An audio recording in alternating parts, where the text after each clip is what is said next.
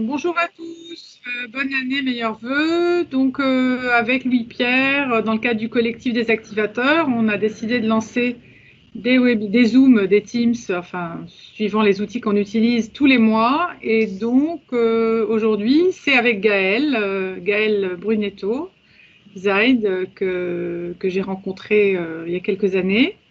Et on a trouvé que le sujet du neuroatypisme, de l'innovation pouvait nous intéresser. Voilà, donc Gaëlle, à toi la parole. Bonsoir à tous, merci pour votre invitation.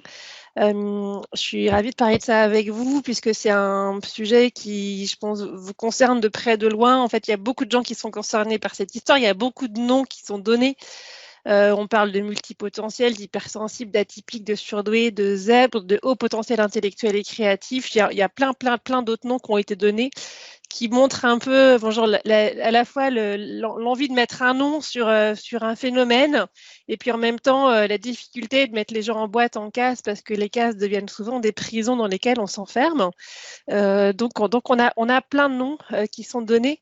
Je vais vous partager quelques slides pour parler de ça encore un petit peu plus clairement.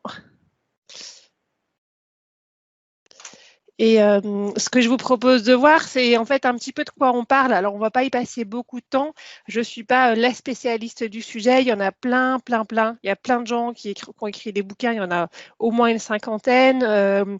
Il y a des spécialistes dans un petit peu tous les domaines, de la neurologie à la psychologie et dans d'autres domaines encore. Et dans le coaching, on est assez nombreux à s'intéresser à ces personnes d'une manière singulière, à notre manière, à chacun, mais qui peuvent être complémentaires. Donc, vous trouverez foultitude de ressources si vous voulez aller plus loin, mais en tout cas, on va au moins un petit peu brosser les choses pour voir de quoi on cause. On va voir pourquoi ces profils sont particulièrement intéressants maintenant, et puis il y a effectivement un lien avec l'innovation, le chaos et la complexité. Je vous propose de voir ensuite pourquoi c'est bon en fait de savoir si on y est, si on n'y est pas, si on en est, si on n'en a pas. Et puis quand on manage des équipes, est-ce qu'on a des collaborateurs qui sont comme ça et puis pour savoir un peu mieux comment accompagner les uns et les autres. Et puis ensuite, là où je vous propose de passer le plus de temps, je vous propose de voir comment faire pour tirer le meilleur en fait de ces potentialités quand vous avez compris qui elles sont, pour déployer vos ailes, vos super pouvoirs, pour en faire quelque chose, puisque on est à un moment où tout le monde parle du monde d'après. On voudrait que ce monde d'après arrive. On voudrait tant qu'à faire que ce monde d'après corresponde à ce qu'on a dans nos rêves, dans notre cœur, dans notre tripes. Donc, si on veut pouvoir agir dans ce monde, il faut pouvoir déclencher ses super pouvoirs ou déployer ses ailes. Et je vous propose qu'on passe surtout du temps pour voir comment est-ce qu'on fait ça, parce que c'est le sujet quand on a compris qui on était. Alors, pour parler des multipotentiels, des atypiques, etc., je vous propose quelques petites scènes parce que c'est quand même une manière de définir un peu les choses. Ça vous rappellera peut-être des choses que vous avez vécues et du coup, vous pourrez mettre plus facilement un nom, une terminologie sur des phénomènes vécus. Vous avez l'histoire de Jean et d'Émilie qui arrivent et puis qui disent Émilie arrive, ça fait 2 semaines que je suis là, j'ai vu que la procédure de double validation crée un goulot d'étranglement, elle n'apporte pas de valeur, j'en ai parlé avec tes équipes, ils sont les mieux à même de savoir quand la solution client qu'ils proposent va être valable ou pas, je te propose qu'ils se fassent comme ci, comme ça, j'ai compté que ça pouvait gagner 15% sur un processus de 10 minutes, et ainsi on allait réduire les coûts de 50% et en chiffre d'affaires ça te fait 2 millions d'euros de plus au bout de 6 mois. Et là, vous avez des gens qui disent tu te rends pas compte, on n'a jamais fait comme ça. Et elle est là depuis 10 jours. Donc ça, c'est peut-être un cas que vous avez un petit peu vécu. Deuxième cas, qui est arrivé, en fait, c'est un collègue, un confrère qui m'a raconté, c'est arrivé à une jeune femme qui l'accompagnait, un collègue qui est à l'APEC. Il avait vu une jeune femme qui était apprentie, qui arrivait, enfin alternante en tout cas dans une entreprise. Elle avait assisté à la grande messe de début d'année, à l'époque où c'était encore autorisé, pendant laquelle le PDG avait expliqué sa stratégie déployée sur tous les pays avec les objectifs, le chiffre d'affaires, les plans d'action. Et puis elle avait levé la main, je comprends pas. Alors il avait réexpliqué rapidement, puis elle avait dit je suis désolée, je comprends pas. Puis donc le PDG avait dit écoutez, vous verrez avec votre manager, on va passer à autre chose. Heureusement, elle avait un manager intelligent, donc elle va le voir et puis il prend le temps de lui expliquer la stratégie qu'elle ne comprenait pas. Puis elle dit, je comprends toujours pas en fait. Et puis il lui dit, mais qu'est-ce que tu comprends pas? Donc elle pose un certain nombre de questions. Et là, le manager se rend compte qu'en fait, cette petite de 22 ans, à peine, avait découvert en fait une grosse erreur que personne n'a vue. Donc ça, c'est aussi typique des atypiques. Vous voyez aussi un cas qui m'est arrivé, puis qui vous est peut-être arrivé aussi. Un cas où j'étais avec un manager, puis je dis, tu m'avais dit qu'il faudrait 3 ans pour mettre en place ce projet. En fait, j'ai vu les équipes, on a discuté ensemble, on a trouvé quelque chose qui marche bien, ça fait économiser 35% et du temps et des moyens à l'entreprise. On peut mettre en place les choses dès ce mois-ci, puis du coup, le projet est terminé. En fait, tout roule au bout de 15 jours, tout terminé. Puis le chef qui dit, mais t'es malade, moi j'ai demandé 3 ans de délai, j'ai dit que c'était super compliqué, t'as pas utilisé le budget, comment on va faire? Et puis, dernier cas, à la machine à café, vous avez un tel et un tel qui racontent les séjours à Punta Cana pour l'un, les autres qui sont allés au Club Med et puis qui ont mis les gamins au centre toute la journée, comme ça ils étaient peinards, et puis le troisième qui raconte l'achat de la prochaine BM et tout ce monde-là se gosse, et puis la personne un peu atypique qui dit moi en fait j'en ai juste rien à faire de tout ça, donc qui je suis, comment je fais? Donc voilà, quelques petits cas pour vous dire que finalement multipotentiel, surdoué, atypique, ça veut dire quoi? Déjà, il y a une grande diversité, donc on va essayer de se mettre dans des cases, mais ça veut dire souvent des gens qui sont assez intuitifs, qui pensent par association d'idées, qui ont un rythme qui est souvent plus rapide, qui sont hyper réceptifs, on verra ce que ça donne après, qui fonctionnent beaucoup, on fonctionne tous comme ça, mais eux encore plus avec la motivation intrinsèque, ça veut dire ce qui vient de nous, notre élan personnel, cette envie-là qui nous arrive et puis qui fait qu'on a envie de faire un tas de choses et qui donne de l'énergie. C'est des gens qui peuvent passer très inaperçus parce que comme ils ont compris petit qu'ils ne faisaient pas tout à fait comme la norme, ils essayent de passer sous les radars pour pas trop se faire embêter. Et ces gens-là ont tendance à apporter tout particulièrement, c'est pas les seuls, mais en particulier, de la vision, du sens, de la créativité. Et c'est des gens qui sont particulièrement câblés pour apprivoiser la complexité. Ça, je vous le montrerai un peu plus en détail tout à l'heure. Alors, il y a beaucoup d'entreprises où on dit c'est ça dont on a besoin, il faut... Oui. Qu'est-ce qui se passe? Je te vois dire quelque chose.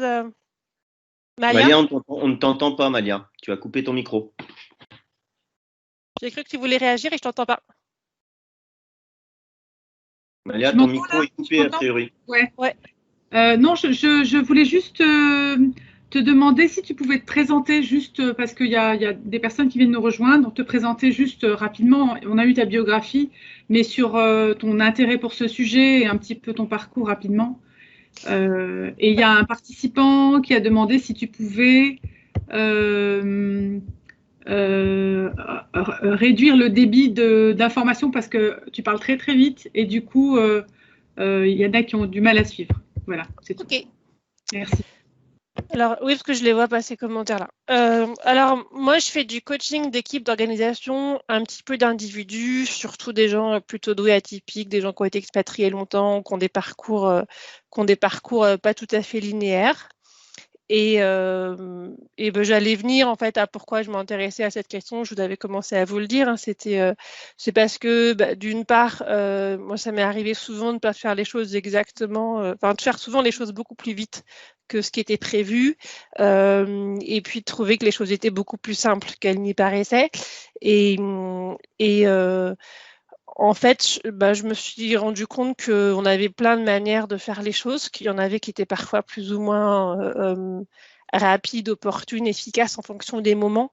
Et ça m'a intéressé particulièrement de tenir compte de ça dans les projets que je menais. Et c'est d'ailleurs parce que y a pas mal de projets internationaux multidisciplinaires que j'ai menés qui se sont bien passés, très bien passés, avec des solutions beaucoup plus rapides, efficaces et durables que ce qui était attendu, que des personnes sont venues me voir en me disant mais comment t'as fait pour que ça se passe aussi bien, est-ce que tu peux m'aider, m'expliquer? Et c'est comme ça que progressivement j'ai été amenée à faire du coaching de personnes, d'équipes et d'organisations. Donc voilà pour la présentation. Donc j'en reviens juste à ce que c'est que globalement ces personnes qu'on met dans la case des multipotentiels et atypiques. Donc, je vous parlais de personnes qui apportent particulièrement de la vision, du sens, de la créativité.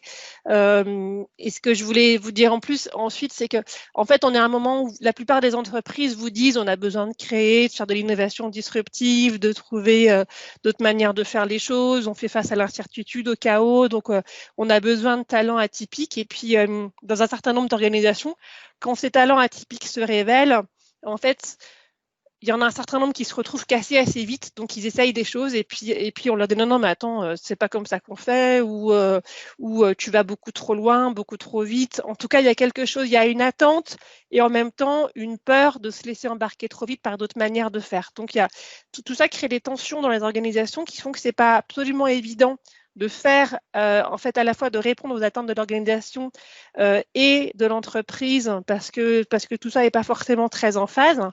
Et je pense notamment à un exemple une situation qui m'est arrivée il y a quelques années où, en fait, je discutais avec un DG qui m'explique qu'il voudrait bien changer son directeur marketing Europe parce que c'est vraiment très compliqué et qu'il est convaincu que le gars veut lui prendre son poste. Il n'arrête pas de poser des questions, il veut tout savoir, il veut prendre mon poste. Moi, ça me met en difficulté, je voudrais qu'on fasse autrement. Et puis, en fait, j'ai échangé avec lui en disant, mais pourquoi vous pensez qu'il veut prendre votre poste? Donc, on a discuté un petit peu pour essayer déjà de faire tomber peut-être quelque chose qui était né des refus chez lui. Après, j'ai échangé avec son directeur marketing Europe qui n'avait évidemment aucune intention, pas évidemment, c'était pas forcé, mais en tout cas, dans le cas présent, aucune ambition de prendre le poste en question. Et quand les deux ont compris simplement comment il fonctionnait et pourquoi l'un posait des questions, ça a été, je ne dis pas que tout a été super facile, mais en tout cas, au moins, il y a un certain nombre de barrières qui sont soulevées parce qu'ils ont pu se dire comment ils réfléchissaient, comment ils fonctionnaient et de quelles conditions ils avaient besoin pour travailler de manière à répondre aux objectifs de l'organisation tout en se gênant pas l'un et l'autre. Donc ça, c'est vraiment une histoire de prise de conscience de qui on est, de comment est-ce qu'on fonctionne, et ça va m'amener à la suite, en fait, qui est à quoi ça sert de savoir pourquoi est-ce qu'on fonctionne comme ci, comme ça. C'est bon pour vous jusque-là? Et ce que je voudrais dire avant de rentrer dans à quoi ça sert, c'est vraiment que, en fait, moi, si je reprends les différents projets que j'ai pu mener, qu'est-ce qui a marché à chaque fois? Ça avait été d'écouter sans idée préconçue. Tout simplement, en fait, sans se dire que les gens doivent faire comme ci, comme ça. Quand je voyais des gens qui fonctionnaient pas de la même manière, je me disais, tiens, c'est rigolo, il fait pas comme je m'imaginais. Alors que la plupart du temps, enfin, ce que je vois qui se passe dans les organisations, c'est que quand quelqu'un agit d'une manière qui n'était pas la manière attendue par les autres, il se dit, là, mais il doit avoir, comme il fait pas comme j'avais imaginé, il a une mauvaise intention. Et donc, il suffit de se réaliser qu'en fait, ben non, la personne, elle fait pas comme on avait imaginé. Tiens, c'est intéressant, on peut être curieux, il y a peut-être quelque chose il y a peut-être quelque chose à apprendre de ça. Quand on sort du mode inquiet, quand on quitte le mode inquiet pour prendre un mode curieux, d'un seul coup, les choses sont beaucoup plus faciles. Et ensuite, en fait, je sais pas si vous connaissez cette affaire, mais on parle beaucoup de diversité qui crée de la valeur. Alors souvent, on ne sait pas exactement de quelle diversité on parle, ni de quelle valeur on parle. Les choses sont assez complexes en matière de diversité, mais un regard qu'on peut avoir sur la diversité qui a été mis en avant notamment par Alison Reynolds et puis David Lewis, c'est que la diversité qui crée de la valeur, ça serait la diversité des façons d'aborder les situations, d'appréhender le monde. Et donc, ce serait une diversité invisible qui n'est pas liée ni au genre, ni à l'âge, ni à l'origine ethnique ou socio-professionnelle, mais qui serait vraiment liée à la façon de penser. Et cette façon de penser, en fait, vous prenez des frères ou des sœurs qui ont grandi dans la même famille, avec le même milieu, avec la même genre d'éducation. Ces personnes vont avoir des façons de penser qui vont être différentes, notamment parce qu'elles se construisent les unes par rapport aux autres. Et cette forme de diversité invisible, elle est créatrice de tensions parce qu'on ne fonctionne pas pareil, mais elle est aussi créatrice de valeur dès qu'on arrive à passer au-delà des tensions pour construire ensemble.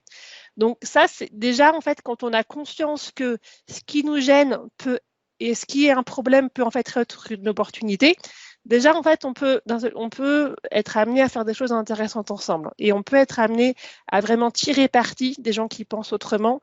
Et ça, c'est vrai aussi bien pour les personnes qui ont une pensée qu'on appellerait classique ou un peu majoritaire, que pour les personnes qui se qualifieraient de multipotentielles, de zèbres ou autres. C'est-à-dire que prendre conscience que l'autre qui va être beaucoup plus lent ou qui va être beaucoup plus analytique ou qui va être beaucoup plus terre, ben, il a aussi un intérêt en fait. C'est aussi un complémentaire et c'est aussi intéressant pour nous. Donc ça, quand on arrive à en tenir compte, on arrive à des choses qui sont intéressantes. Je vous propose vraiment d'intervenir tout le temps, à tout propos, à tout moment, parce que ça sera plus riche comme ça. Et puis, j'ai aussi à cœur qu'on puisse partager vos histoires, vos situations, voir ce que ça peut nous apprendre les uns les autres, et puis ce que vous pouvez en faire pour que ça aille bien. Et alors, pour explorer cette diversité cognitive, je vous propose de vous poser différentes questions et de vous dire, face à une situation, prenez une situation que vous avez eu à gérer peut-être hier, ce matin, une difficulté professionnelle ou n'importe quel cas en fait auquel vous pouvez penser. Là, j'ai listé 9 manières de faire les choses. Voyez, si vous voulez mettre dans la conversation comment vous avez fait vous ou comment vous ferez vous. Il y a sans doute plusieurs manières que vous utilisez, mais peut-être vous ne les utilisez pas toutes. Donc, ça peut être juste intéressant. Il n'y a pas toutes les manières de faire au monde dedans, c'est pas exhaustif, mais vous en avez un certain nombre. Donc, je vous propose de voir face à la dernière situation un peu compliquée que vous avez vécue, qu'est-ce que vous avez fait? Est-ce que vous avez plutôt une démarche très analytique, à rechercher, à rassembler des faits objectifs, à chercher à mettre en place un raisonnement rationnel et logique, ou à faire appel à un expert du sujet? Est-ce que vous avez plutôt fait un tableau en disant, tiens, ça c'est les trois solutions possibles que j'imagine, et puis je vais mettre des plus, des moins, puis je vais choisir? Est-ce que vous avez plutôt cherché, c'est quoi la règle, le processus, qu'est-ce que vous pourriez mettre en œuvre par rapport au monde connu qui est le vôtre?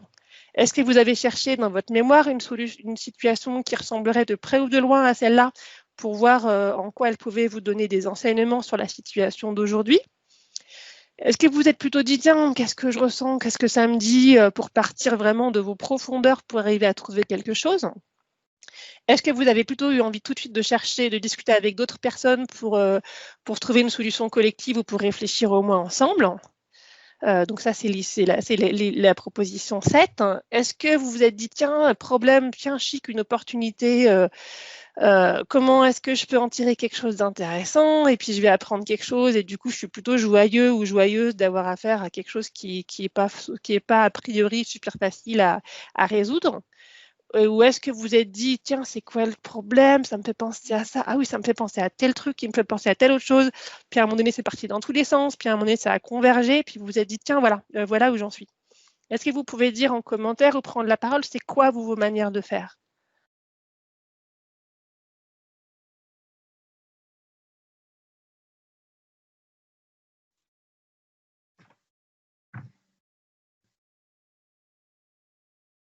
Ouais, c'est Philippe. Vous m'entendez ou pas?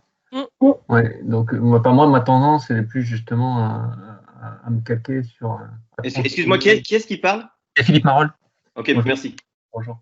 Moi, ma tendance, elle est plus justement à transposer des expériences déjà vécues et à grouper finalement des choses qui ont déjà marché sur différents cas et différents sujets pour l'appliquer. C'est vraiment, moi, on va dire que c'est prépondérant. Et puis après, la nouveauté aussi, apprendre des choses. Si j'apprends rien, il n'y a pas d'intérêt. Okay. Merci à toi. Bon, je ne sais pas si quelqu'un d'autre a envie de prendre la parole. Bonjour. Tu veux un exemple, par exemple? On est plusieurs à parler du coup. N'hésitez pas aussi à mettre en commentaire, à dire en fait juste, vous pouvez mettre juste les numéros, comme ça. J'ai mis en commentaire. Ah oui, là je vois, d'accord, ok, ça n'apparaissait pas. Donc je les vois arriver, oui. Donc je vois un peu de tout ça, du 4 et du 5, donc chercher dans la mémoire, utiliser les ressentis. Ça dépend des situations, oui, bien sûr, hein, toujours, mais on peut souvent avoir des préférences, des choses qu'on utilise toujours, et plutôt le 9, ok. Personnellement, je suis Didier et j'ai arrêté. Ce que vous dites ou ce que tu dis, Gaël, j'ai arrêté. J'ai vraiment arrêté parce qu'au final, moi, c'est la solution numéro 10.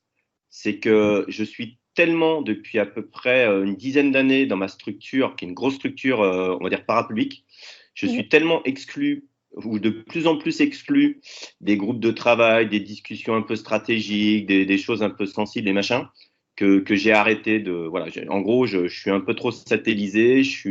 On me prend mes idées, on ne me valorise pas, on me fait comprendre que je suis trop atypique et que je vais, je sais pas quoi, que je suis trop rond dans un univers ultra carré, pyramidal, etc. Donc j'ai arrêté. Et donc je discute avec mes amis activateurs.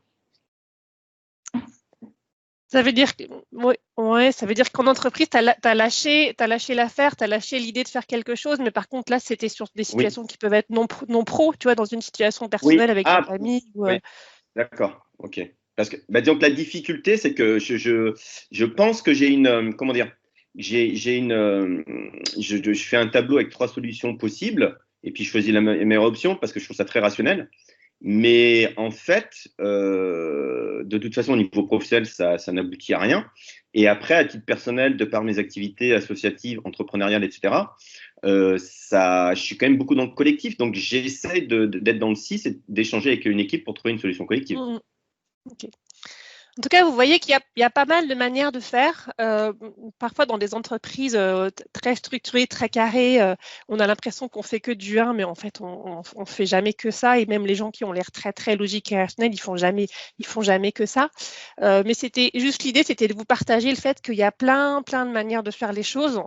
Et donc là, j'ai utilisé juste, c'est une image de ce que peut donner un profil Predom. Predom, c'est un outil, alors c'est pas le seul outil possible, mais c'est un outil qui est vraiment bien câblé pour voir la diversité cognitive, comment est-ce qu'on aborde les situations, où est-ce qu'on a notre énergie, quelles sont nos préférences comportementales.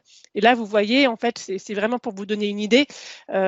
Souvent, les gens qu'on appelle atypiques, multipotentiels, surdoués, ils ont beaucoup de cette vision, ce qui correspondait aux dernières questions que je vous proposais, qui était j'essaye d'avoir vraiment la vision globale, je pense à une chose qui me fait penser à autre chose, qui me fait penser à autre chose, qui me fait penser à autre chose, qui me donne une idée, qui me permet d'anticiper, de voir vers le futur, de voir vers l'avenir, et puis d'essayer d'imaginer des choses nouvelles, d'apprendre et de construire des solutions qui vont prendre en compte les problèmes d'aujourd'hui, ceux que j'anticipe pour demain, et puis vraiment d'aller loin. Donc ça, c'est vraiment la partie qui est en haut à droite dans la cible que je vous montre. Et souvent, les gens qu'on qualifie de multipotentiels, d'atypiques, de zèbres ont beaucoup d'énergie dans ces zones-là. Alors qu'ils sont parfois face à des gens qui sont très dans le raisonner rationnel, optimisés, qui vont du coup eux regarder le passé plutôt parce qu'on a des chiffres sur le passé, on n'a pas des chiffres sur le futur. Donc ça permet déjà de comprendre pourquoi a priori si on est très projeté dans la prospective à imaginer ce qui peut se passer plus tard et qu'on a face à soi quelqu'un qui est très dans le c'est quoi les données passées parce que je veux analyser mon présent à cette zone-là et que l'autre il se dit mais attends ton présent et ton futur il a juste rien à voir parce que le monde a changé. On comprend d'un seul coup on comprend tout de suite que la discussion part pas sur les mêmes bases. Donc la première chose à faire, c'est déjà de savoir de quoi on parle et d'expliciter en fait pas mal, parce que chez nous, on parle de mondes différents. Vous avez dû déjà faire l'exercice quand vous vivez une chose avec un même événement avec des gens, et que chacun raconte l'événement, même des fois on a vu un film ensemble, chacun raconte le film d'une manière qui est différente. Donc quand on est en train d'analyser un événement en entreprise ou avec des amis, mais qu'il y en a qui regardent le passé et d'autres le futur, on parle encore moins de la même chose. Donc on va avoir des décalages qui sont forts. Ces décalages, ils sont très enrichissants parce qu'il y a une complémentarité derrière.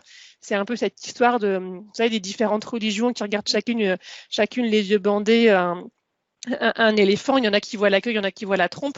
S'ils se mettent ensemble, ils arrivent à recomposer l'éléphant. Mais si chacun regarde que sa petite partie à lui, il comprendra rien de ce qui se passe. Donc tout ça est à la fois une menace et une opportunité selon comment est-ce qu'on peut le voir. Donc ça, je vous le donne comme élément. Je pense que c'est du basique pour plein d'entre vous, mais pour ceux qui ne le seraient pas, c'est important d'avoir conscience que très souvent, quand on se met dans la catégorie des doués atypiques, etc., on est plutôt à regarder le futur, la projection, à hybrider sur des choses qu'on a vues, mais on ne va pas juste recalquer, par exemple, une situation connue, mais on va s'en inspirer pour le faire autre chose. Donc, c'est tout à fait différent que juste recopier quelque chose de passé. Et cette capacité à hybrider sur du présent, sur du futur, à aller chercher des événements, à les polliniser, ça, c'est vraiment une capacité à appréhender et à faire avec le complexe, puisqu'en fait, on voit les liens entre les différentes dimensions.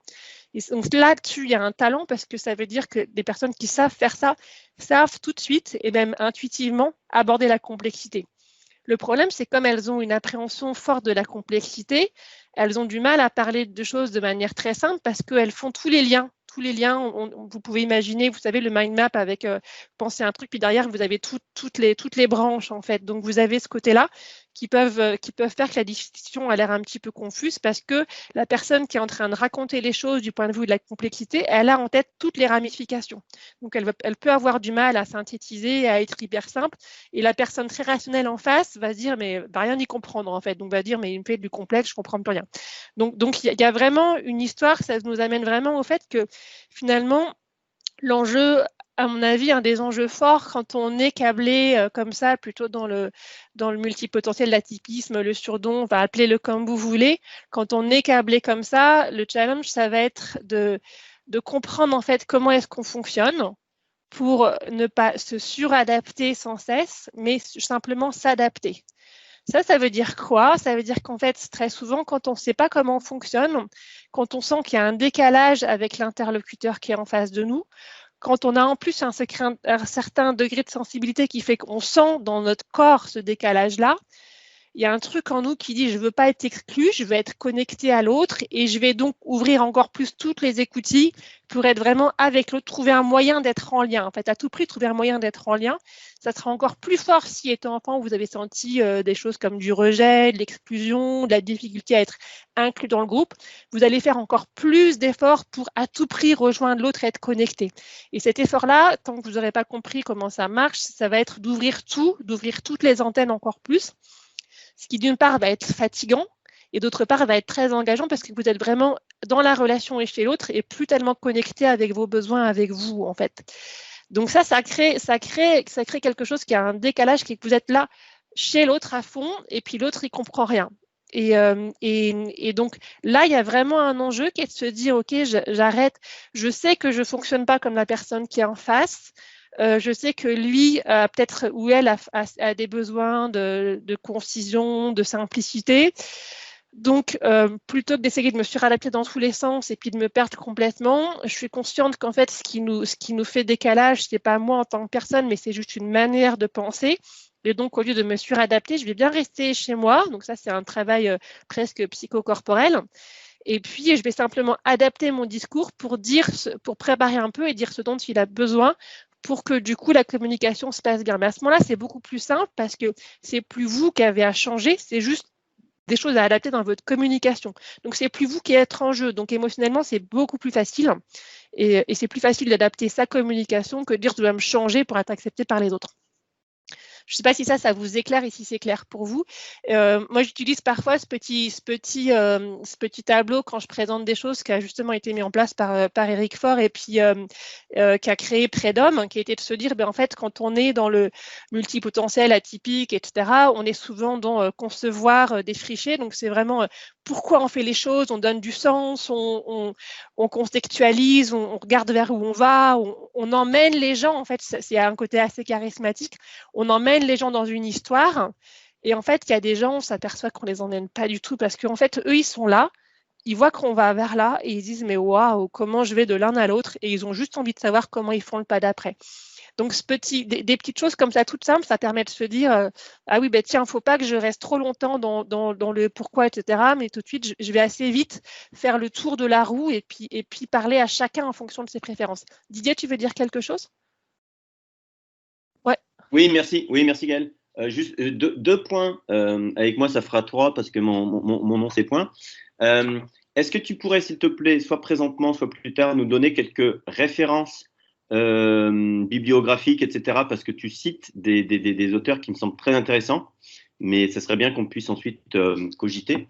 Et le deuxième point, moi j'ai une grosse problématique générale depuis pas mal d'années, c'est qu'en fait, je suis souvent dans l'entreprise face à des personnes qui se méfient, entre guillemets, du côté multipotentiel, curieux, touche à tout, capacité effectivement de comprendre vite et tout ça, parce qu'en gros, je suis dans une structure, je peux la citer, j'ai pas de souci, c'est Pôle emploi, et du coup, c'est ultra pyramidal, ultra cloisonné, et en fait, il y a beaucoup de projets très intéressants, mais comme par hasard, les meilleurs projets sont captés par les personnes qui sont le plus, louvoyantes, on va dire, ou les plus malines, rusées, etc.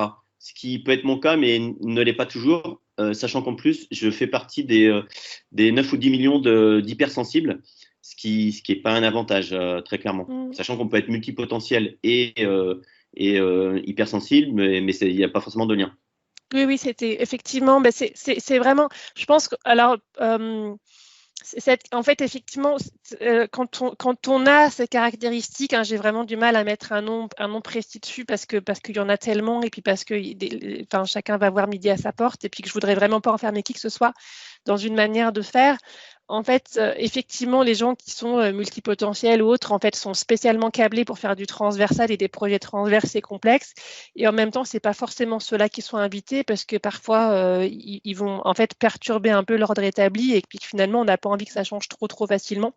Alors, il y a une histoire là-dessus. Enfin, effectivement, c'est pour ça que l'enjeu de le comprendre pour soi, c'est d'abord de se dire, OK, je comprends comment je marche, c'est pas moi qui suis en jeu, c'est pas moi en tant que personne, mon être, mon identité, mon âme en fait est pas en jeu dans l'histoire. Moi, j'ai ma place, mais simplement j'ai une manière de faire qui est différente d'une certaine moyenne qui s'exprime aujourd'hui, qui correspond un peu à la culture dominante. On le verra juste après.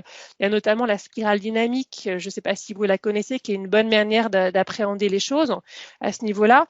Et donc, vous savez d'où vient le décalage. En tout cas, déjà, quand vous prenez conscience que c'est pas vous qui êtes en jeu en tant que personne, mais que c'est bien un truc dans la communication.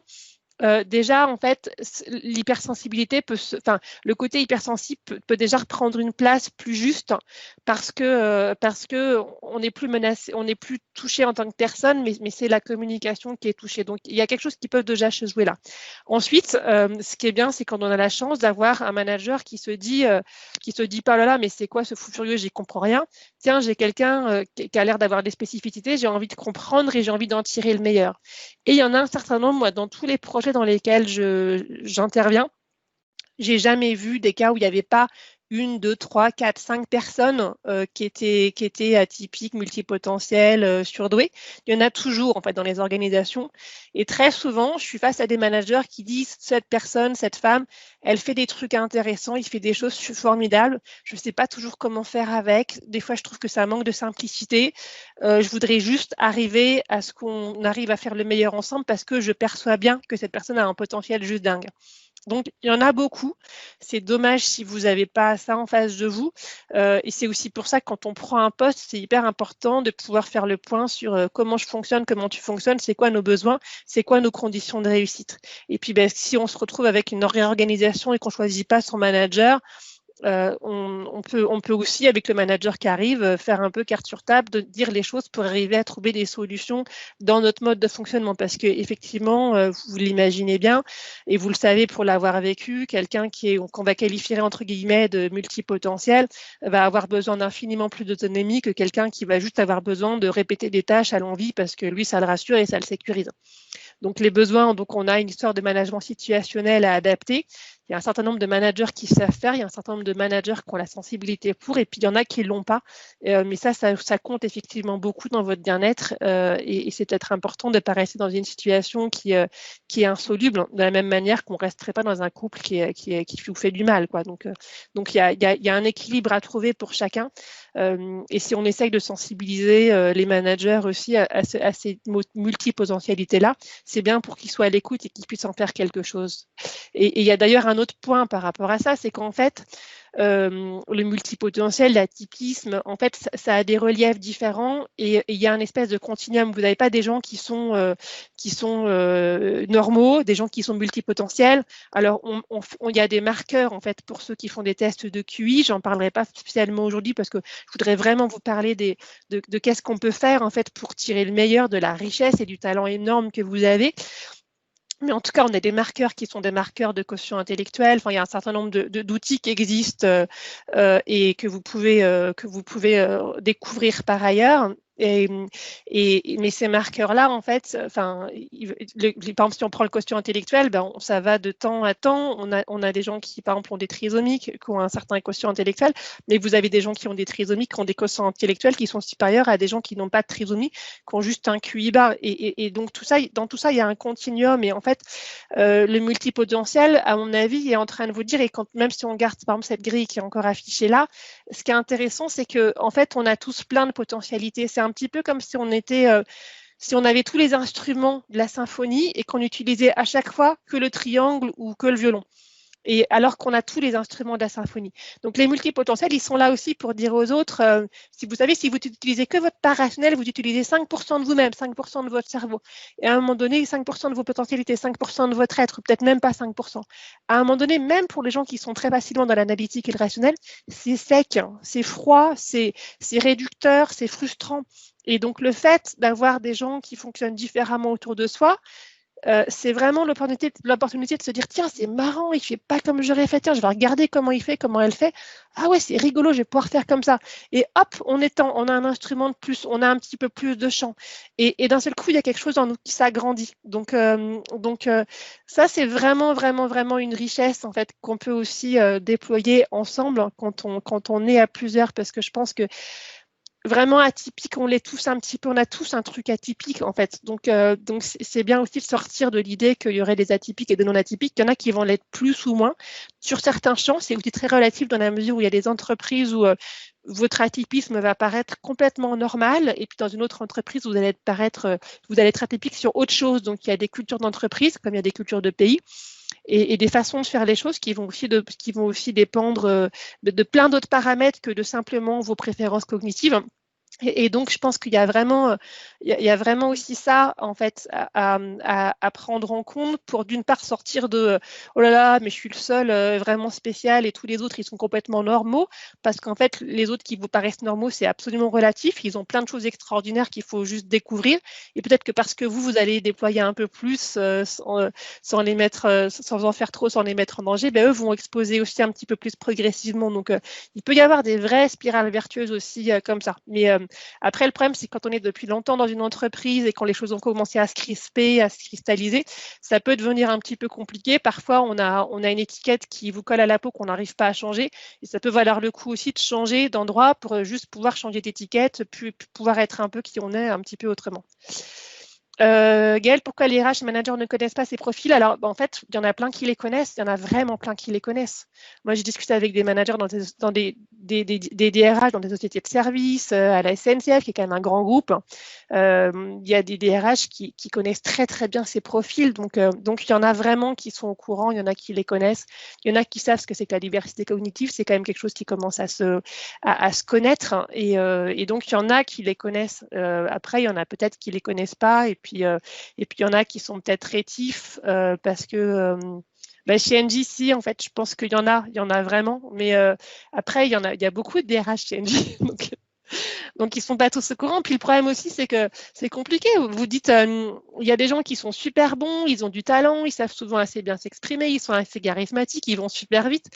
Ça peut faire un petit peu peur. Donc, il y a aller en douceur pour que les gens ne se sentent pas menacés. En fait, s'ils ne se sentent pas menacés, là, on rejoint ce que c'est que la communication non violente. En fait, quand les gens sont dans des conditions normales, tout le monde est relativement bienveillant. Et puis, quand les gens ont peur, ils se mettent en place un certain nombre de barrières, de casques, ils ouvrent les fusils, et puis là, ça devient un petit peu compliqué. Donc, effectivement, on a un certain nombre à faire un peu de prise de connaissance. Moi, je parle souvent pas de surdoué ou d'atypique, je parle souvent de diversité cognitive parce que c'est une manière de prendre en compte chacun pour la richesse qu'il a. Et ça m'est arrivé aussi d'intervenir dans des équipes où il y avait beaucoup de gens atypiques, très, très doués, très dans le conceptuel, et de les aider à prendre la mesure de la richesse de gens qui étaient beaucoup plus opérationnels, mais qui faisaient les choses jusqu'au bout, qui les réalisaient jusqu'à la fin. Et ça aussi, ça avait un intérêt. Donc l'écoute, elle est des deux côtés, à mon avis. Oui, Didier, tu peux prendre la parole comme tu veux, hein, tu n'as pas besoin de lever la main, vraiment. Oui, merci. Non, moi, j'ai comment dire, ce que tu me dis, je l'entends, je le comprends, mais il y a quand même une chose que je remarque, moi, au niveau de mon établissement, qui est bon, comme dit, parapublic, mais c'est une grosse structure qui évolue, qui a pris le virage du numérique il y a 3 ans et demi, qui met en place des outils d'innovation qui sont a priori ultra performants et qui permettent aux 55 000 salariés de pouvoir s'exprimer à travers des propositions innovantes, etc. C'est qu'au final, il y a peut-être quand même, par rapport aux multipotentiels et qui sont quand même assez nombreux à Pôle emploi comme ailleurs, comme dans toutes les grandes sociétés, les ETI, puis les petites sociétés. Il y a quand même, me semble-t-il, une sorte de, aujourd'hui en France, une sorte de mise au pilori des multipotentiels ou des profils atypiques. Parce que sur le marché du travail que je connais bien, dans lequel je travaille depuis une vingtaine d'années, les profils atypiques en France sont un petit peu mis de côté ou sont regardés bizarrement. Parce qu'effectivement, que ce soit les DRH, les DG, les collègues, les patrons de boîte, ces personnes, je ne veux pas généraliser, mais les décideurs, on va dire, les décideurs RH se disent mais qu'est-ce qu'on va en faire? Mais qu'est-ce qu'on va en faire de ces gens-là qui empêchent de tourner en rond, quoi. Et moi, malheureusement, depuis une dizaine d'années, je subis différentes pressions et des difficultés qui m'amènent parfois au burn-out, et puis après au brown-out et au grey-out, etc. Parce que finalement, j'ai pas ma place dans la structure, certes, mais même je me dis que dans d'autres grosses structures, ça risque d'être pareil. Et donc, au final, j'ai lu des études ou des commentaires ou même des coachings me disent, mais bon, de toute façon, honnêtement, un multipotentiel comme toi, à part être indépendant ou à part créer une structure et puis rassembler des gens qui sont comme toi, tu vas dans le mur, quoi. Je sais pas. Moi, en ce moment, j'accompagne 3 équipes. Ils sont 200 dans chaque équipe, des multipotentiels, des surdoués. Il y en a dans ces 3-là. Et ils vivent ils vivent très très bien leur vie, en fait. Donc c'est pas en fait. C'est pas forcé. En fait, les psychologues et les coachs voient en général ceux qui ont besoin d'aide, mais il y en a quand même beaucoup qui vont très bien. Dans justement les bouquins, peut-être juste à la fin, on parlera un tout petit peu biographie. Les premiers psychologues et accompagnateurs de tout poil qui ont écrit des livres ont plutôt parlé de ceux qui allaient mal parce que c'est ceux qui voyaient en clientèle. Mais vous avez Nicolas Govrit qui a fait un bouquin sur les surdoués et qui a vu qu'ils allaient plutôt mieux que les autres parce que ils sont plus créatifs, plus inventifs, qui donnent du sens à leur vie.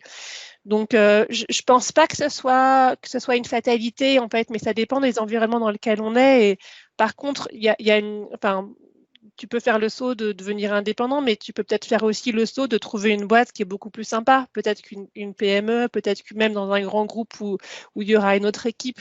Je pense vraiment pas que ce soit une fatalité. Et moi, je vois beaucoup de managers qui sont assez ouverts, en fait, et qui ont vraiment envie de tourner le meilleur. Alors, je vais pas faire un cours sur la spirale dynamique aujourd'hui, mais je trouve que c'est simplement, vous pouvez peut-être le comprendre de manière assez intuitive, rapide, et puis bouquiner des choses si vous voulez après. En fait, l'idée de la spirale dynamique, c'est qu'on évolue en fait dans l'histoire de l'humanité, l'histoire des entreprises, l'histoire des individus, depuis la survie jusqu'à quelque chose, jusqu'à une façon d'être ensemble qui tient compte de la complexité, des enjeux d'aujourd'hui et de demain, et puis de notre rôle dans ce monde pour en faire le meilleur. Et l'évolution se fait pas mal de l'individuel au collectif, de des moments où l'individuel prend le dessus, des moments où on retourne vers le collectif, mais au risque de nous faire avaler, et puis on revient vers autre chose. Et en fait, il y a des entreprises qui sont beaucoup dans un collectif qui va écraser, qui va niveler, très conformiste. Donc, c'est la période bleue, donc, qui est beaucoup dans les bureaucraties où vous avez des choses très, très, très régulées et puis des règles qui viennent sur des règles et puis il ne faut surtout pas dépasser l'épaisseur du trait. Là, évidemment, pour les gens qui sont multipotentiels atypiques, ce n'est pas les bons environnements parce que c'est juste pas possible. En fait, là, on veut que rien ne bouge. Donc, si vous arrivez, vous faites tout exploser juste par votre façon d'être, ça va pas coller. Mais même dans ces entreprises très conformistes, moi, je connais des surdoués qui bossent aux impôts. Donc, et qui ont parfois réussi à mettre en place quelque chose de chouette entre eux, même en bossant aux impôts. Donc c'est effectivement alors il y a les slashers qui font autre chose à côté. Donc c'est une manière de dire que le salariat c'est juste un gagne-pain puis on fait d'autres trucs à côté. Mais on peut aussi avoir dans son job arriver à créer quelque chose de sympa. C'est pas toujours possible, mais peut-être des fois il faut changer. En fait, il y a plein de possibilités, mais en tout cas, vous avez aussi des entreprises qui, sous couvert de très grands conformistes, ont des zones où il y a autre chose qui se passe, qui vont être plus dans le pluralisme, dans l'échange, dans la co-création, parce qu'il y a un certain nombre de gens qui ne peuvent plus se conformistes. Pareil dans les boîtes qui sont très sur les KPI, le PNL, on s'occupe que des résultats, les gens n'en ont rien à faire. Vous avez des poches de gens qui se créent, des équipes où on n'est pas là-dedans parce que ça devient juste pas vivable et que c'est trop asséchant pour tout le monde. Donc il y a bien vraiment à trouver, à être aussi soi-même au bon endroit, dans la bonne entreprise, parce que ça sert à rien de se faire mal à rester longtemps. Alors, je sais que le problème pour les gens qui sont fonctionnaires, c'est qu'on a aussi un certain statut, un engagement, des annuités de retraite qui sont faites dans un certain système et c'est compliqué de changer. Mais après, c'est à trouver, mais je pense qu'il y a quand même pas beaucoup de fatalité. Et même si on peut avoir des moments où on est tellement écrasé par une grosse boîte qu'on a l'impression que tout est pourri autour de soi. Mais en tout cas, moi, je peux juste vous dire que je vois les organisations dans lesquelles je travaille, enfin, les équipes dans lesquelles je travaille ne sont pas comme ça. Après, les gens qui font appel aussi à un coach d'organisation, un coach d'équipe, sont aussi des gens qui sont déjà ouverts, qui ont envie d'améliorer leur quotidien, d'aller plus loin, d'avoir un niveau de maturité élevé. Donc, évidemment, je ne travaille pas dans des boîtes qui veulent mettre en place des règles et des processus à n'en plus finir parce que ce n'est pas mon talent. Donc, voilà. Mais juste vous dire qu'il y a des endroits où il fait bon vivre et grandir. Peut-être comme il est déjà 6h15, que vous êtes à la fin d'une semaine qui doit être chargée, je vais passer à qu'est-ce qu'on peut faire et qu'est-ce qui se passe. Alors, ce qui est intéressant de voir, c'est en fait, finalement, ça sert à quoi de savoir qui on est? Il y a vraiment un enjeu qui est de s'accueillir et d'être accueilli inconditionnellement. Je l'avais écrit dans un article sur le changement, vous pouvez voir sur LinkedIn si vous voulez. En fait, il y a vraiment un enjeu comme ça, notamment pour les gens qui sont atypiques, multipotentiels, c'est que depuis tout jeune, vous vous êtes senti décalé, pas comme il fallait et vous, comme tout le monde, vous avez à un moment donné besoin d'être accueilli comme vous êtes, pour qui vous êtes, sans qu'on vous demande de changer quoi que ce soit, juste parce qu'il y a de la beauté, du talent, des choses merveilleuses en vous et que ça a besoin d'être juste accueilli complètement à bras ouverts. Donc, quand on arrive à avoir ça, alors on va l'obtenir chez quelqu'un qu'on aime, chez un coach, chacun à sa manière, par l'émerveillement de la vie, face à la nature un jour, avec un animal, il y a plein de moyens. Mais le jour où vous avez ça, en fait, le jour où vous êtes accueilli inconditionnellement par quelqu'un, il y a quelque chose en vous déjà qui peut se poser. Et l'hypersensibilité, même si elle est toujours là, en fait, elle sera jugulée beaucoup mieux parce que vous saurez qu'il y a un endroit en vous où vous pouvez juste vous poser. Il y a un espace où vous êtes bien, il y a un espace merveilleux où vous pouvez vous retrouver. Il y a des gens, je pense comme Malia, qui ont ça par la méditation. Il y a plein de moyens, mais en tout cas, c'est déjà être accueilli et s'accueillir inconditionnellement, c'est un essentiel pour arriver à faire le meilleur de qui on est. Après, je vous disais tout à l'heure, s'adapter plutôt que de se suradapter, donc en comprenant qu'il y a quelque chose qui se joue dans la relation et dans la communication, et donc c'est pas nous qui sommes à remettre en cause, mais c'est juste la communication qui est à adapter. Et puis voilà, avoir conscience qu'on a tous quelque chose d'atypique, donc du coup pouvoir avoir aussi de l'humour par rapport à ça, en jouer parce qu'on sait qui on est, comment est-ce qu'on fonctionne. Donc vous pouvez passer par un coaching pour comprendre comment vous fonctionnez. Vous pouvez faire tout à fait autrement. Il y a plein d'expériences de vie qui vous permettent de voir qui vous êtes et comment vous fonctionnez, et puis pour voir ce qui vous permet de pouvoir le dire aux autres avec de l'humour et du recul. Donc, ça aide beaucoup. Parce que l'idée, c'est quand même de prendre votre place. Parce que les gens qui sont atypiques, multipotentiels, ils ont une vraie capacité à voir où sont les problèmes, à trouver des solutions, à faire des choses ensemble. En général, ils ne jouent pas perso, ils ont une ambition qui est forte, mais l'ambition, elle est pour le collectif, elle est pour le monde. Donc ça, c'est des talents qui sont ultra importants aujourd'hui. Vous voyez la tête qu'a le monde quand même. Vous voyez à quel point on a besoin de le changer, de l'adapter, de s'engager dans d'autres façons de vivre, dans d'autres façons de consommer, dans d'autres façons de vivre ensemble.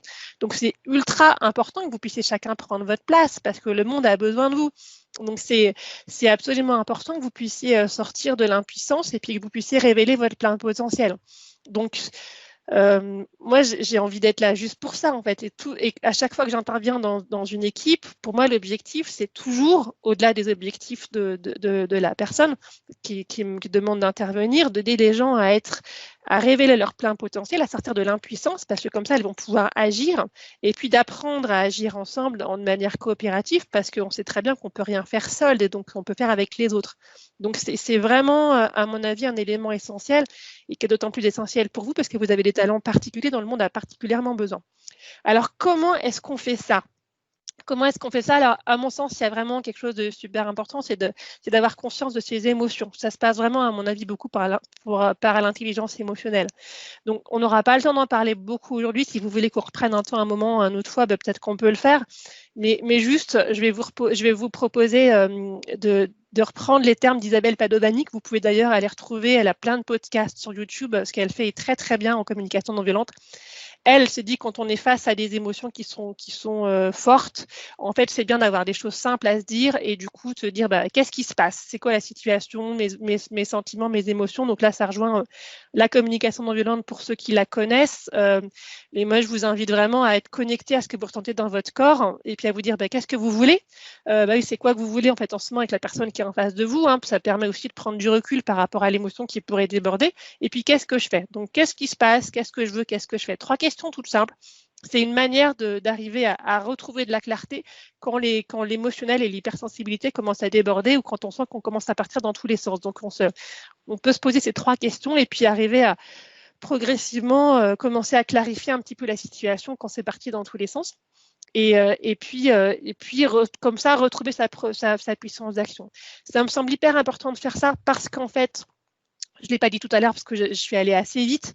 On sait, et vous le savez pour une bonne partie d'entre vous, que cette intelligence-là est liée en fait à une capacité à prendre tous les signaux faibles, à capter en fait un grand volume d'éléments qui sont non verbaux, parfois non conscients, très subtils en fait de l'environnement. C'est de là que vient l'intelligence et la capacité à appréhender la complexité. Mais tout ça, c'est lié à une sensibilité accrue parce que c'est une hyper-réceptivité, une hypersensibilité qui vous permet de capter tout ça. Donc tout ça qui peut devenir énorme, en fait, ça peut devenir un problème si ça vous submerge et c'est une opportunité incroyable si vous savez l'utiliser pour en tirer le meilleur. Et ce qu'il faut vraiment savoir, c'est que les émotions, elles sont là, je crois que je l'ai mis juste après. Les émotions, elles sont là parce qu'elles ont un signal à vous donner. L'émotion, elle est là au service de la vie. Elle est là pour nous emmener, pour qu'on fasse plus de ce qui nous fait du bien et qu'on fasse moins de ce qui nous fait du mal. Quand une émotion, elle arrive et qu'elle commence à nous dire non, ça complète, etc. Si vous ne l'écoutez pas, que vous refoulez en disant non, attends, je ne sais pas quoi en faire, ce truc, je ne veux pas que ça me submerge, donc ça n'existe pas, je respire, je souffle et ça n'existe pas parce que je veux rester rationnel ou je veux rester là. En fait, l'émotion, il va falloir qu'elle tape plus fort. Hein. C'est comme un enfant qui pleure la nuit, qui a besoin de vous parce qu'il est en train de vomir. Si vous venez pas, il va crier, crier, crier. Et si un jour il s'arrête, c'est juste qu'il a plus de souffle en fait, hein, mais il va pas s'arrêter avant. Donc l'émotion, elle est comme ça. Elle est là pour être prise en compte, de la même manière que vous ne devez pas laisser un bébé pleurer la nuit. Vous ne devez pas laisser votre émotion comme ça. Elle est là pour vous donner un signal, elle est là à votre service. Donc, c'est à vous de l'écouter et d'en faire quelque chose. Et quand vous écoutez cette émotion et quand vous arrivez à en faire quelque chose, là, vous dites « Ah, ok, en fait, elle veut me dire ça. En fait, cette personne, elle m'a dit ce truc qui ne collait pas, c'est ça qui ne me convient pas. Ah oui, là, il s'est passé ce truc-là, mais en fait, je l'ai rejoint à ça, mais ça ne fait pas sens, il va se passer ça ou ça. » Donc, si vous écoutez l'émotion dans votre corps, vous allez voir que progressivement, le message va venir à votre cerveau. Vous aurez une information capitale pour gérer la suite. Et ce petit processus qui permet de passer du corps au cerveau, il porte pas mal de noms. Il y a pas mal de personnes qui l'ont conceptualisé. Moi, j'avais été formée à la méthode de l'association Tipeee qui s'appelle la résolution émotionnelle. Il y en a d'autres. Regardez aussi. Je l'ai montré à Malia, donc elle le connaît peut-être un petit peu. On pourra aussi revoir avec ceux qui en ont besoin si vous voulez. Mais il y a vraiment un élément super important là-dessus parce que ça va vous permettre aussi d'avoir une communication beaucoup plus juste. De la même manière, je pense que quand on est en fait activateur multipotentiel, qu'on veut changer le monde, en fait souvent on a de la colère parce que le monde il n'est pas comme on voudrait qu'il soit, les gens ils réagissent pas comme on voudrait qu'ils réagissent et rien ne se passe comme on voudrait que ça se passe. Et donc, ça nourrit beaucoup de colère. Et la colère génère un parasitage dans la relation. La colère, c'est une très bonne chose. Elle nous dit, ça c'est pas comme je veux. Il y a un truc alors ça peut être aussi de la frustration, mais effectivement, ça vient. En tout cas, la colère, elle nous dit, là, il y a un truc qui va pas. Et en même temps, elle nous donne l'énergie d'agir. Parce que quand on est en dessous, quand on passe à l'impuissance, on n'a plus d'énergie du tout. Et effectivement, derrière la colère, il y a de la frustration, il y a de la déception, il y a de la culpabilité, il y a de la honte, il y a plein de choses, il y a de la tristesse. Et c'est intéressant d'aller voir ce qui se passe après. Ça, c'est aussi un travail émotionnel à faire qui vous permet de voir c'est quoi en fait le besoin qui n'est pas rejoint. Vous vous occupez de votre besoin, chez vous, en vous, ça se calme, vous trouvez des solutions. Et là, vous pouvez aller communiquer avec les gens et la communication se passera beaucoup mieux parce que vous serez apaisé et l'autre ne vous sentira pas comme une menace. Donc, c'est souvent là, moi, je vois dans toutes les actions dans lesquelles j'interviens où il y a des gens très doués, très souvent, en fait, le problème se passe là, c'est qu'on se met à communiquer alors qu'on n'est pas encore prêt et la communication est parasitée par des émotions qui sont fortes, qui sont légitimes, mais qu'on n'a pas encore traitées. Du coup, le niveau de discours n'est pas adapté et trop compliqué pour l'autre et ça ne se passe pas. Donc vraiment, là, je vous invite, alors il y a une BD d'Armella, je vous ai mis quelques messages, quelques images qui est vraiment top. Ça doit être une sacrée surdouée multipotentielle aussi. Je vous invite vraiment à la lire, elle explique ça très bien et ça vous vaudra peut-être quelques séances de thérapie évitées ou en tout cas, ça peut les accélérer. Elle est vraiment, vraiment bien faite. Ce que je voulais vous dire aussi, c'est que pour ce qui est des émotions, si vous tombez dans l'impuissance, dans le fond, je peux rien faire, vous êtes vraiment au plus bas des émotions, donc vous n'allez plus avoir d'énergie du tout et ça va être important de remonter dans les émotions. La BD, c'est Armella, je vous ai mis à la fin en bas du slide, en fait, c'est art-mela.com, le site. Elle fait un super beau boulot. Et vraiment, c'est important de savoir que là, je n'ai pas le temps de vous en parler aujourd'hui, mais vraiment qu'il y a une histoire très forte, à mon avis, avec la communication non violente. Quand vous comprenez ce qui se passe, quand vous comprenez les émotions qui sont les vôtres, quand vous ne vous laissez pas faire par les réactions de survie, mais que vous pouvez faire le pas de côté et puis agir, là, d'un seul coup, vous pouvez nettement plus reprendre votre pouvoir et puis agir d'une manière qui vous convient vraiment. Donc, oui, mais là, c'est avec 2 L, je crois. Donc là, du coup, comme on a discuté un peu avant, je vous en parle peut-être pas aujourd'hui parce qu'on va arriver à 30, mais juste pour ce qui est de comment est-ce qu'on agit encore plus concrètement à côté des émotions, d'abord, donc il y a 3 choses qui me semblent importantes que vous pouvez faire. Il y a d'abord, le premier levier, c'est l'entraide. C'est ce que vous avez avec votre communauté d'activateurs, je pense. Savoir qu'on est fait pour être, la civilisation est une histoire d'être communautaire. C'était Margaret Mead, je pense que vous la connaissez. C'est elle qui a dit ne doutez pas qu'il suffit d'un petit groupe de gens pour changer le monde. C'est toujours comme ça que ça s'est passé. Donc elle, en fait, quand on lui a demandé c'est quoi le signe de la civilisation, les gens s'attendaient à ce qu'elle parle de peau, d'enterrement, de choses comme ça. Elle a dit non, le signe de la civilisation, c'est pas ça. C'est un fémur guéri. C'est une personne en fait, quand on a vu en fait dans les ossements une personne dont le fémur avait été guéri, ça veut dire que quelqu'un est resté auprès d'elle, s'est occupé d'elle alors qu'elle pouvait plus se mouvoir et donc ne l'a pas laissé se faire bouffer par un animal. Donc ça, c'est un signe des civilisations. Il ne faut pas oublier que la civilisation, c'est fait pour que les gens s'entraident et puissent faire des choses ensemble. Donc à un moment donné, être avec d'autres, pouvoir réfléchir avec d'autres, pouvoir se faire réconforter par d'autres, recevoir de l'empathie par d'autres, penser avec d'autres, se faire aider. Enfin, c'est vraiment, vraiment, vraiment un essentiel pour arriver à aller bien et apporter sa pierre à l'édifice et faire face aux situations qui sont les nôtres. Le deuxième levier, c'est toujours d'avoir cette boucle. Ça, c'est aussi Isabelle Padovani qui parle du pas, qui est penser, action, satisfaction. Souvent, on pense à penser, agir, ça on sait tous le faire, mais on ne prend pas le temps derrière de rétroaction, mais qu'est-ce qui s'est passé, qu'est-ce qui a été beau, qu'est-ce qui a été bon, parce que tout ça, ça permet de se nourrir, et quand on se nourrit du bon, non seulement on se fait du bien et on se sent beaucoup mieux, et on augmente dans notre niveau de vibration, dans notre niveau d'émotion et dans notre capacité à agir, et en plus, c'est comme ça qu'on intègre. Vous savez, les gens qui font du sport ou du yoga, à la fin, vous avez une séance de longue pour intégrer.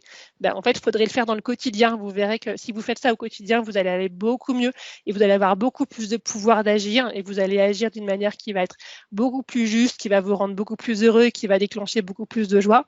Et la dernière chose, c'est d'avoir des engagements en soi aussi, qui peut être vraiment dans le sillage d'un travail qu'on fait sur les émotions. Et pour ça, moi, j'utilise les engagements essentiels de Miki Kashkan. Vous pouvez regarder après sur Internet. Je trouve que c'est une bonne manière aussi de travailler avec ses valeurs et ses engagements avec soi, parce que ça nous donne des guidelines pour agir. Et au quotidien, c'est une bonne aide pour voir qu'est-ce qu'on fait, comment on le fait, avec qui, d'une manière sans arrêt ajustée. Et quand vous êtes aligné, en fait, vous avez une puissance d'action qui est décuplée parce que vous avez l'énergie qui va avec votre alignement et vous êtes complètement relié à qui vous êtes vraiment. Donc voilà ce que je voulais vous partager. C'était sans doute un peu rapide parce qu'il y avait beaucoup de choses. Je ne sais pas si on a un petit peu de temps pour répondre, pour poser d'autres questions et puis répondre ensemble. Je ne sais pas en fonction de vos horaires comment c'est pour vous.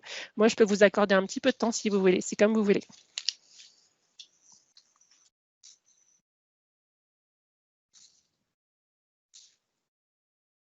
Je veux bien, Didier, de nouveau. Merci beaucoup pour tous ces apports parce que je pense qu'effectivement, notamment la communication non violente tel que tu l'as présenté, avec les apports d'Isabelle Padovani, c'est essentiel, que ce soit dans la sphère publique, privée, associative, amicale, etc., amoureuse et tout.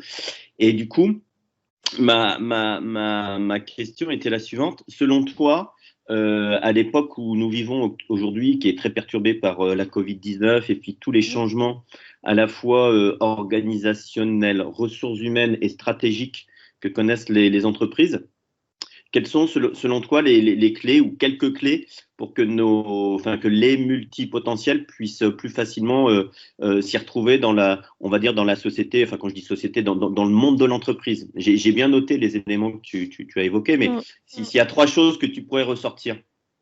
Ben, vraiment, enfin, en tout cas, moi, quand j'ai découvert, je me souviens, il y a une dizaine d'années, j'ai une amie qui m'a envoyé 10 bouquins sur les surdoués en me disant, tiens, ça parle de toi, donc c'est grâce à elle que j'ai découvert.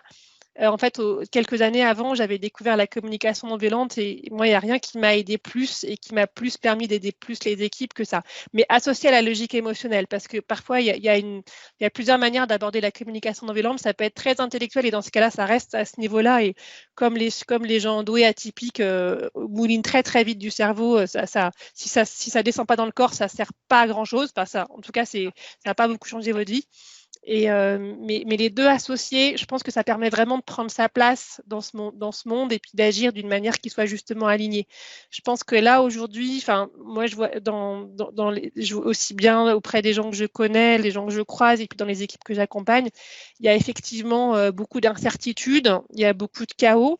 Donc, les gens qui ont une capacité à appréhender, à faire avec le chaos, la complexité, à travailler et à traverser toutes ces incertitudes pour en faire, tout ce brouillard pour en faire des opportunités, en fait, aujourd'hui, ils sont attendus. Il y a un certain nombre de gens que je vois, alors je ne sais pas statistiquement représentatif, mais que je vois ouverts à ça, parce qu'en fait, ils ont besoin, les autres ont un peu besoin d'un regard éclairé, d'aide, quelque chose qui va leur donner de l'espoir autrement que du discours politique dont on voit un petit peu les limites. Donc ça, c'est une première chose. Mais pour pouvoir faire ça, il faut que vous soyez alignés en phase et bien pour qu'ils aient envie de vous suivre, hein, qu'ils aient envie de vous écouter, qu'ils se sentent sécurisés. Et ça veut dire être aligné, avoir fait ce travail émotionnel qui fait que en fait, vous allez être comme un phare dans la tempête et que du coup, eux-mêmes vont pouvoir prendre leur propre rôle. Parce que le but du jeu, c'est pas de se positionner en sauveur, parce que ça marchera pas non plus. Puis on va tous arrêter le triangle de Cartman, du sauveur, Borrow, etc. parce qu'on voit bien que c'est pas non plus bon. Mais juste, je pense que, en tout cas, travailler avec nos émotions pour pas être dans la peur, parce que quand on est dans la peur et dans l'impuissance, on accepte les conseils de n'importe qui et on accepte de faire n'importe quoi. Vous le voyez aujourd'hui, pour ne plus avoir peur. Donc cet alignement me semble essentiel et je pense que plus vous aurez autour de vous et plus vous serez aligné, émotionnellement stable malgré la tempête autour, et ça doit être quelque chose d'authentiquement stable, pas quelque chose de forgé par une espèce de posture, hein, parce que ça ne marchera pas du tout et ça créera encore plus de tension. Plus vous serez là-dedans, plus vous serez juste aligné et puis plus les autres, ils auront envie de faire pareil. Parce que ça sera bon à voir. Et donc, eux-mêmes, ils auront envie de trouver leur alignement, trouver leur lien d'action, de s'agrandir et de ne pas rester dans le petit côté très, très rationnel et très limité. Donc, moi, c'est ce que je vois le plus, en fait, aujourd'hui. Des gens qui disent « Ah, mais oui, mais en fait, je suis bien plus grand que ça. Mais oui, en fait, finalement, quand je te vois ça, ben moi, je peux en faire aussi un peu aussi. » Donc, au lieu de se rétrécir tous dans nos petits égos et notre petit individu, on s'agrandit les uns avec les autres. Je ne sais pas si ça répond, c'est peut-être… Oui, si, ça répond. Après, moi, j'ai une grande thématique qui est d'établir, notamment au sein de l'entreprise, des relations de confiance, mais des vraies relations de confiance, sans lutte de pouvoir, de territoire et dans un esprit très collectif. Ça, c'est un peu mon credo. Bah oui, Et bon, enfin, sincèrement, je trouve qu'aujourd'hui, c'est très compliqué et du coup, c'est parfois utopique parce qu'on se rend compte que parfois, dans certaines organisations, et c'est le cas de la mienne et d'autres grosses structures que je connais, il est vraiment difficile de trouver sa place et donc de trouver satisfaction. Et ceci dit, juste un point que je voudrais en termes de solution, moi, j'ai démarré il n'y a pas très longtemps une thérapie psychocorporelle biodynamique où tu travailles à la fois sur le mental et sur le corps, et c'est vraiment extraordinaire. Tous les travails avec le corps, en fait, que ça soit du gestalt, ce que vous voulez, il y a énormément d'approches qui existent. Elles sont toujours bonnes pour les gens doués atypiques parce que ces gens-là ont d'autant plus besoin de travailler avec le corps parce que la montée des informations du monde se passe très vite, ça remonte très vite mais souvent la difficulté c'est de redescendre dans le corps pour que ça soit intégré et d'aller de la tête à l'action et puis c'est dans ce lien-là en fait il y a quelque chose qui est parfois difficile parce qu'il y a tellement d'informations en fait et donc tout le travail avec le corps il est souvent extrêmement vertueux en fait. Donc il y a plein de thérapies qui existent, comme il y a plein de coachs, comme il y a plein de psys. Il faut juste que chacun trouve la personne et puis ça elle peut changer en plus au fil de l'eau qui va correspondre et qui va donner le coup d'accélérateur, l'aide, qui va pouvoir aider. Mais il y a énormément d'approches en fait. Aujourd'hui on a quand même cette chance et puis et sans doute aussi il y a des choses qui se passent bien quand même. Il y a peut-être des gens auprès desquels tu as réussi à faire des choses. Il y a peut-être des trucs que tu as réussi à mettre en place en fait et peut-être juste qu'il y a tellement de choses qui vont pas qu'en fait peut-être tu les vois plus et arriver à te dire mais attends il y a quand même eu tout ça qui a marché mais là j'ai pu faire ci. C'est pas seulement se raconter des blagues hein, mais c'est aussi réaliser que finalement on est parfois plus puissant que ce qu'on croit. Et quand on réalise ça, eh ben on va être encore plus puissant parce qu'on va être plus aligné quand on va retourner dans l'entreprise ou dans le lieu où on était. Ça rejoint l'histoire du S, hein, du pacte dont je vous parlais tout à l'heure. Ce temps-là, il compte vraiment parce que souvent, on voit qu'en coaching individuel, une grosse partie du boulot, c'est d'aider les gens à réaliser tout ce qu'ils ont déjà fait de bien, tout ce qu'ils ont comme potentiel, tout ce qu'ils ont comme ressources, pour qu'ils les intègrent et que ces ressources-là, elles soient disponibles, parce qu'avant, elles ne le sont pas. Ok. Gaëlle, j'avais une petite question. Tu as vu, c'est par rapport à la crise, est-ce que tu penses que les multipotentiels vont avoir plus d'intérêt aux yeux des RH ou des managers? Est-ce que justement le fait qu'ils soient assez disruptifs et audacieux et avec une pensée en arborescence, est-ce que c'est pas 2021 l'année des multipotentiels? Quel est ton avis là-dessus? Moi, j'ai pas de boule de cristal. Après, ce que je pense, c'est que, toi, si tu reprends l'idée de la spirale dynamique au niveau sociétal global, on est quand même en train un petit peu de monter vers du collectif qui va sortir du pur économique parce qu'on en voit vraiment les limites. Donc, si on avance dans ce sens-là, a priori, ça veut dire qu'il y aura plus d'ouverture, plus d'inclusion, plus de place pour les multipotentiels parce qu'ils vont apporter des choses qui seront foncièrement utiles et en plus qui seront acceptées. Si après on va dans une société ultra sécuritaire où tout le monde se déplace en fonction d'un code barre, là je pense que non. Et ça va dépendre de la société qu'on est en train de créer. Ça, c'est à chacun d'agir aujourd'hui. On est dans un moment un petit peu charnière. On a tous un boulot à faire pour dire ce qu'on veut vivre ou ce qu'on ne veut pas vivre. Donc, ça va dépendre de tous et chacun.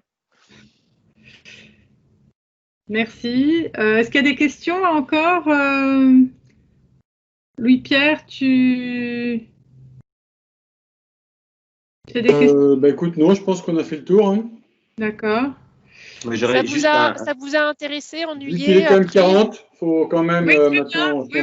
Vraiment très intéressant tes références. Je pense que ça a intéressé beaucoup de personnes à refaire effectivement sur d'autres points, sur tes expériences en entreprise, aussi sur les différents métiers que tu as vus les plus adaptés pour ce type de personnes. Donc on réorganisera une autre conférence là-dessus au printemps peut-être. Merci beaucoup. Super intéressant. Ouais. Merci beaucoup. Merci, à bientôt. Très bonne soirée à vous. Au revoir. Au revoir.